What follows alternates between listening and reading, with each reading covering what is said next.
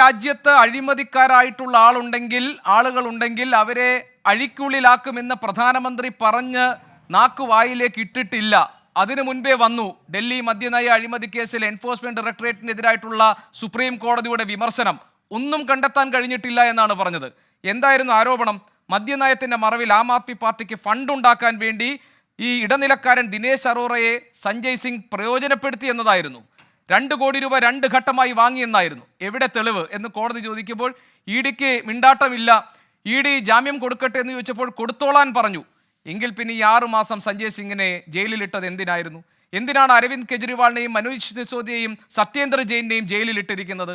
എന്തുകൊണ്ടാണ് BJP ഇവിടെ ആ രീതിയിൽ അധികാരം ഉപയോഗിച്ചിട്ടുള്ള രാഷ്ട്രീയമാണ് കളിക്കുന്നതെന്ന് ആരോപണം നേരിടേണ്ടി വരുന്നത്? അതിന് മറുപടി പറയാനുള്ള സമയമായില്ലേ ശ്രീ ശിവശങ്കർ?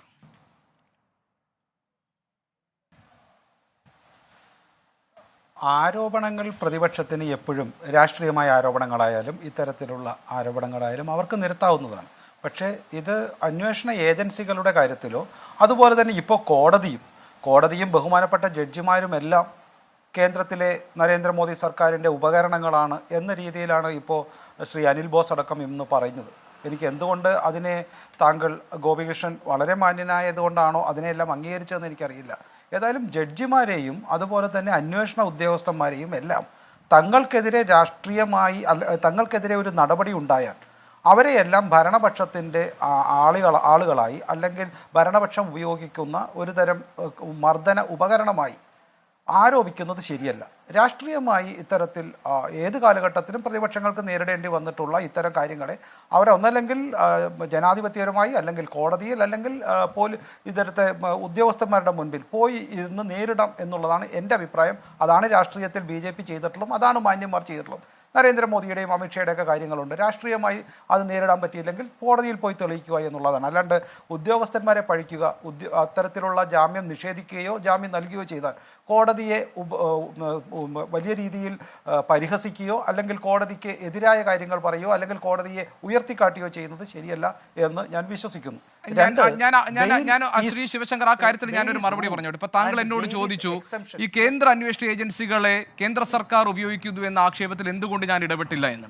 28 പ്രതിപക്ഷ രാഷ്ട്രീയ കക്ഷികൾ ഒന്നിച്ച് രാംലീല മൈതാനിയിൽ ഒത്തുകൂടി ഈ സർക്കാരിനെതിരെ ആരോപണം ഉന്നയിച്ചത് ഇതേ കേസിന്റെ പേരിലാണ്. പ്രഫുൽ പട്ടേൽ പ്രതിയായ എയർ ഇന്ത്യ അഴിമതി കേസ് CBI റിപ്പോർട്ട് അവസാനിപ്പിച്ച് പോകുന്നത് NDAയിലേക്ക് കാലെടുത്ത് വെച്ച ശേഷമാണ്. ഹിമന്ത ബിശ്വ ശർമ്മയുടെയും സുവേന്ദു അധികാരിയുടെയും കാര്യത്തിൽ ശാരദാ ചിറ്റ് ഫണ്ട് കേസിലും സംഭവിച്ചത് അതുതന്നെയാണ്.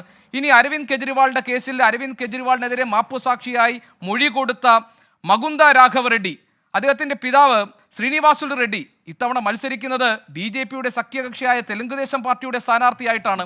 അങ്ങനെ ആരോപണ വിധേയർ, കുറ്റാരോപിതർ, ഈ അഴിമതിയുടെ പേരിൽ നിങ്ങൾ പറയുന്നത് പോലെ നിയമ നടപടികൾ നേരിടുന്നവരൊക്കെ BJPയുടെ എതിർപക്ഷത്ത് നിൽക്കുന്നവരും കുറ്റവിമുക്തരാക്കപ്പെടുന്നവരൊക്കെ BJPയുടെ ഭാഗമായി മാറുന്നവരും എന്നിടത്താണ് ആ ചോദ്യം പ്രസക്തമാകുന്നത് രാഷ്ട്രീയമായി. ശ്രീ ഗോപികൃഷ്ണൻ, താങ്കളിപ്പോൾ ഉന്നയിച്ച ഈ ആരോപണങ്ങളെല്ലാം പഴകി ദ്രവിച്ച കുറേ നാളുകളായി ഇത്തരത്തിൽ പ്രതിപക്ഷങ്ങൾ പറയുന്ന കാര്യങ്ങളാണ്. ഇതിന് ഞങ്ങൾ മറുപടി പറയുന്നുണ്ട്. ഞാൻ ഉന്നയിച്ച കാര്യം അതല്ല.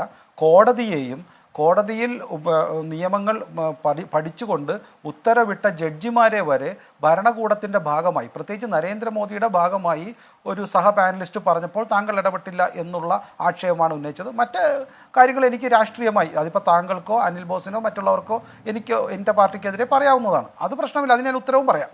പക്ഷേ ഒരു കോടതിയെയും ഉത്തരവിനെയും ഇത്തരത്തിൽ പരിഹസിക്കുന്നതും പൊതുമധ്യത്തിൽ ഇത്തരത്തിലുള്ള ഒരു മാധ്യമ ചർച്ചയിൽ പറയുന്നതും ശരിയാണോ എന്ന് താങ്കളുടെ മാധ്യമ ധർമ്മത്തിനെ കുറിച്ച്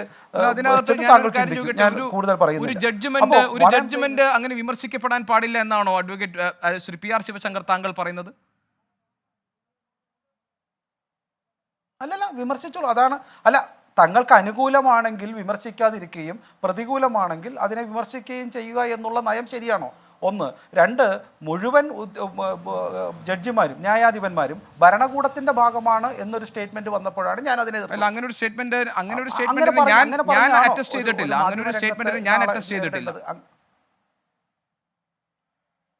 അതുകൊണ്ടാണ് പറഞ്ഞത്. അതുകൊണ്ടാണ് ബോധ്യമുള്ളതുകൊണ്ടാണ് പറഞ്ഞത്. പാനലിസ്റ്റ് അങ്ങനെ പറഞ്ഞപ്പോൾ സഹ പാനലിസ്റ്റ് അങ്ങനെ പറഞ്ഞപ്പോൾ താങ്കൾ നിയന്ത്രിച്ചില്ല എന്ന് മാത്രമേ, ഒരു വളരെ ചെറിയ കുറ്റം മാത്രമേ ഞാൻ താങ്കളുടെ നേരെ ഉയർത്തിയുള്ളൂ. Correct I believe. ഞാനത് പൂർണ്ണമായി പറഞ്ഞു എന്ന് ഞാൻ വിശ്വസിക്കുന്നു. 2, bail is a rule, jail is an exemption. അതുകൊണ്ട് ജാമ്യം കിട്ടുക എന്നുള്ളത് ഒരു കോടതിയിൽ നിന്ന് വലിയ കാര്യമല്ല. ജാമ്യം കിട്ടി എന്നുള്ളത് കൊണ്ട് ആ കോടതിയിൽ ഇനി ആ കേസ് നിൽക്കില്ല എന്ന് വാദിക്കുന്നത് ശരിയല്ല. 1000 തെളിവുകളുണ്ട്. ഒരു ഉദാഹരണം പറഞ്ഞാൽ കൂടത്തായി ജോളിക്ക് വരെ ജാമ്യം കിട്ടിയിട്ടുണ്ട്. It doesn't mean that she's what you call the perfect എന്നോ അല്ലെങ്കിൽ കുറ്റക്കാരിയല്ല എന്നല്ലല്ലോ. അപ്പോൾ അതൊന്നും വെച്ചുകൊണ്ട് ഒരു ജാമ്യം കിട്ടി 6 മാസം കിടന്നിട്ട് ജാമ്യം കിട്ടിക്കഴിഞ്ഞാൽ അതൊന്നും UAP കേസിൽ മാത്രമാണ് അത് കിട്ടാത്തതെന്നാണ് ഞാൻ വിശ്വസിക്കുന്നത്. അപ്പോൾ പിന്നെ ഇവിടെ മനസ്സിലാക്കേണ്ടത് ഈ കേസ് കൃത്യമായി വാദിക്കുന്നുണ്ട് അല്ലെങ്കിൽ കേസിൽ തെളിവുകളുണ്ട് എന്ന് മനസ്സിലാക്കേണ്ടത് ഈ വിജയ് നായർ അടക്കം ഇതിൻ്റെ പലരും, അതുപോലെ തന്നെ ഇപ്പോൾ താങ്കൾ സൂചിപ്പിച്ച പല മന്ത്രിമാരടക്കം എത്രയോ പേരുകൾ മാസങ്ങളായി അല്ലെങ്കിൽ വർഷങ്ങളായി ജയിലിലാണ്. വിജയ് നായർ ഇപ്പം ജയിലിൽ നിന്ന് വിമുക്തനായത്, ഇൻട്രീം ബെയിൽ കിട്ടിയത് അദ്ദേഹത്തിന് ആരോഗ്യ പ്രശ്നം പറഞ്ഞുകൊണ്ടാണ്. അത് 2.5 വർഷം കഴിഞ്ഞതിന് ശേഷമാണ് കിട്ടിയത്. അപ്പോൾ അത് എത്രത്തോളം രൂക്ഷമാണ്, എന്തുകൊണ്ട് കോടതി ഒരു ആരോഗ്യ പ്രശ്നങ്ങൾ പറഞ്ഞിട്ട് പോലും 6 മാസം പിടിച്ചു വെക്കേണ്ടി വന്നു. അയാൾക്കെതിരെ ആരോപിക്കപ്പെട്ട കുറ്റങ്ങളെല്ലാം തെളിയിക്കപ്പെട്ടുകൊണ്ടാണ്. അതിൻ്റെ ഒരു ഭാഗത്ത് ആം ആദ്മി പാർട്ടിയും അതിൻ്റെ MLA-മാരും മന്ത്രിമാരും അടക്കമുള്ളത് കൊണ്ടാണ് എന്നുകൂടി സാധാരണ ജനങ്ങൾക്ക്, കോടതി വ്യവഹാരത്തിൽ കാര്യമായി പഠിക്കാത്തവർക്ക് വരെ മനസ്സിലാവുന്ന കാര്യമാണ്. പിന്നെ ഇന്നത്തെ കോടതിയുടെ വിധികളിലും ജാമ്യം കിട്ടുക, അല്ലെങ്കിൽ ED പറഞ്ഞാൽ തെറ്റാണെങ്കിൽ ജാമ്യം കൊടുക്കണം, അതിനൊന്നും BJPക്കോ അല്ലെങ്കിൽ ഞങ്ങൾക്കോ യാതൊരു എതിർപ്പുമില്ല, സങ്കടവുമില്ല. ഒരു കാര്യം മനസ്സിലാക്കേണ്ടത്, കോടതി വിധിയുടെ ഡീറ്റെയിലേക്ക് പോയി കഴിഞ്ഞാൽ you have to understand a few things. ഞാൻ അത് വായിക്കാം. Without going into the merits, I will make a concession in the bail matter in the peculiar facts എന്നാണ് രാജു പറഞ്ഞത്. അതിനുശേഷമാണ് ഈ സെക്കൻഡ് സെഷനിൽ പറഞ്ഞതിന് ശേഷമാണ് ശ്രീ ദത്ത ജാമ്യം അനുവദിക്കാനുള്ള ഇത് എഴുതിയത്. എന്നിട്ടും അദ്ദേഹം ഇങ്ങനെ പറയുന്നു, on Raju's request bench has been clarified that the concession given would not be treated as a precedent and the concession on the behalf of ED has been made before the commencement of arguments. ഇതും പറഞ്ഞിട്ടുണ്ട്. അപ്പോൾ ഈ ജാമ്യം കിട്ടിയെന്ന് വെച്ചിട്ട് അത് പൂർണ്ണമായി ഈ കേസ് ഇല്ലാതാവുന്നില്ല. ഈ കേസിലെ ബാക്കിയുള്ള ചില തെളിവുകൾ കിട്ടിയിട്ടില്ല. കൂടുതൽ എവിഡൻസ് കൊണ്ടുവന്നു കഴിഞ്ഞാൽ ഈ ജാമ്യം റദ്ദാക്കുകയോ കോടതി കൂടുതൽ ഈ എവിഡൻസുകളുടെ ശാസ്ത്രീയ നേട്ടങ്ങളും അതേപോലെ ഇലക്ട്രോണിക് എവിഡൻസ് ആണെങ്കിൽ അതിൻ്റെ ബേസിക്കും പഠിച്ചതിന് ശേഷം ഈ കോടതിക്ക് കൂടുതൽ വാദമുഖങ്ങൾ വെച്ച് കഴിഞ്ഞാൽ ഇദ്ദേഹം കുറ്റക്കാരനാണെങ്കിൽ കുറ്റക്കാരനാണെന്ന് കണ്ടുപിടിക്കുക ചെയ്യും. മാത്രമല്ല, ഇദ്ദേഹം കുറ്റക്കാരനല്ലെങ്കിൽ ഇദ്ദേഹം രക്ഷപ്പെടട്ടെ, ഒരു സംശയവുമില്ല. EDയുടെ ഭാഗത്ത് തെറ്റുണ്ടെങ്കിൽ ED ഉദ്യോഗസ്ഥരെ ശിക്ഷിക്കട്ടെ, BJPക്ക് ഇതിൽ യാതൊരു കാര്യവുമില്ല. പക്ഷേ ഒരു കാര്യം ഉറപ്പാണ്, ഈ കേസിൻ്റെ ഓരോ വഴിത്താരെയും പരിശോധിച്ചാൽ ഈ കേസിൽ ഒരു കുറ്റവും ഇവിടുത്തെ പ്രതിപക്ഷങ്ങൾ ആം ആദ്മി പാർട്ടിയുടെയോ നേതാക്കളോ ചെയ്തിട്ടില്ല എന്ന് വിശ്വസിക്കാൻ പറ്റില്ല. ഇതുമായി ബന്ധപ്പെട്ട ധാരാളം, ആം ആദ്മി പാർട്ടി മാത്രമല്ല മറ്റ് 3 സ്റ്റേറ്റുകളുമായി ബന്ധപ്പെട്ട് പലരും ജയിലിലാണ്. ഇപ്പോഴും ജയിലിൽ കിടക്കുന്നുണ്ട്. അത് ഒരു കാര്യം മാത്രം ഇപ്പോൾ പറയുന്നത് കേട്ട് കഴിഞ്ഞാൽ തോന്നും, ഈ ഡൽഹിയിലെ മദ്യം കുടിക്കാത്ത ആളുകൾ ആത്മഹത്യ ചെയ്യുമായിരുന്നു, അതുകൊണ്ട് മദ്യം ജനങ്ങൾക്ക് സർക്കാരിൽ നിന്ന് ഫ്രീ ആക്കി കൊടുക്കുവാനായിട്ട് ശ്രമിച്ച ഒരു മഹാ അപരാധം ചെയ്തു എന്നുള്ളതാണ് ഇവിടെ ചിലർ പറഞ്ഞു വയ്ക്കുന്നത്. അത് ഡൽഹിയിൽ മദ്യം കിട്ടാത്തതായിരുന്നു ഏതാനും പ്രശ്നം. ഒരു കാര്യം നോക്കൂ, മദ്യത്തിൽ അഴിമതി പേടിച്ചതിന് അകത്തുപോയ മുഖ്യമന്ത്രി ആദ്യം ഉത്തരവിട്ടത് അവിടുത്തെ കുടിവെള്ളം പരിഹരിക്കുവാനുള്ള ഒരു ലെറ്ററിലായിരുന്നു, ഒരു ഉത്തരവിലായിരുന്നു. അപ്പോൾ അവിടെ കുടിവെള്ള പ്രശ്നമുണ്ട്. അതൊന്നും കാണാഞ്ഞിട്ടാണ് ജനങ്ങൾക്ക് മദ്യം കിട്ടട്ടെ, കുടിവെള്ളം കിട്ടിയില്ലെങ്കിലും മദ്യം കിട്ടട്ടെ എന്നുള്ള ഒരു വലിയ മഹാത്യാഗം മദ്യനയത്തെയാണ് നിങ്ങൾ വിമർശിക്കുന്നത്, അല്ലാതെ അതിന്റെ പേരിൽ അഴിമതി നടന്നു എന്ന കാര്യത്തിലുള്ള തെളിവുകൾ ഹാജരാക്കാതിരിക്കുന്നതിൽ വലിയ കുഴപ്പം കാണുന്നില്ല, അങ്ങനെയാണോ? രണ്ടുമുണ്ട്. മദ്യ നയവും തെറ്റായിരുന്നു. ഞാൻ ചോദിക്കട്ടെ, മദ്യനയത്തിന്റെ കാര്യത്തിൽ നമുക്ക് ചർച്ചയിലേക്ക് വരാം. ഞാനൊന്ന് പോയ ശേഷം വരാം ശ്രീ PR ശിവശങ്കർ. അതിനിടയിൽ ഒരു കാര്യം, ജസ്റ്റിസ് J. ചെലമേശ്വറിനെ താങ്കൾക്കറിയാമായിരിക്കും, രഞ്ജൻ ഗൊഗോയെ താങ്കൾക്കറിയാമായിരിക്കും, മദൻ P. ലോക്കൂറിനെ താങ്കൾക്കറിയാമായിരിക്കും, ജസ്റ്റിസ് കുര്യൻ ജോസഫിനെയും താങ്കൾക്കറിയാമായിരിക്കും. അവർ ഒരു വാർത്താസമ്മേളനം നടത്തിയിരുന്നു, അതും താങ്കൾക്ക് ഓർമ്മയുണ്ടാകും. 2018 ഇന്ത്യയുടെ പരമോന്നത നീതിപീഠം പ്രവർത്തിക്കുന്ന രീതിയിൽ കാര്യങ്ങൾ ശരിയല്ല എന്ന് ചൂണ്ടിക്കാട്ടിയായിരുന്നു സുപ്രീം കോടതിയിലെ 4 ജഡ്ജിമാർ ചീഫ് ജസ്റ്റിസ് ദീപക് മിശ്രയ്ക്കെതിരെ അന്ന് വാർത്താ സമ്മേളനം നടത്തിയത്. അപ്പോൾ ഈ നീതിന്യായ സംവിധാനങ്ങളെ വിമർശിച്ചപ്പോൾ ഇടപെട്ടില്ല എന്നൊക്കെ പറയുമ്പോൾ ഞാൻ അന്ന് നടന്ന ഒരു സംഭവം ഞാൻ താങ്കളുടെ ശ്രദ്ധയിലേക്ക് കൊണ്ടുവരികയാണ്.